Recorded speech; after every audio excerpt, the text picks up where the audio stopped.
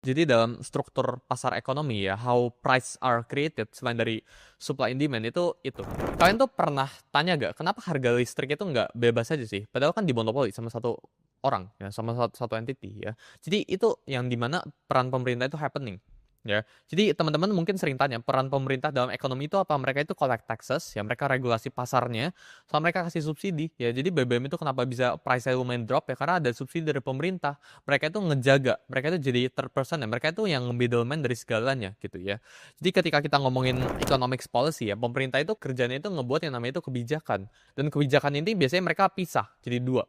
Ya, jadi pemerintah sama bank sentral ini biasanya dua entity yang terpisah, mereka itu nggak digabung. Ya, kayak misalnya di US, government sama the Federal Reserve itu dua entity yang terpisah. Kenapa? Biar nggak ada yang namanya itu kepentingan politik, makanya dipisah gitu. Jadi economic policy itu ada dua ya. Jadi ada fiscal sama ada monetary policy gitu ya. Jadi fiscal policy itu apa? Ketika pemerintah ini atur ekonomi itu lewat pajak.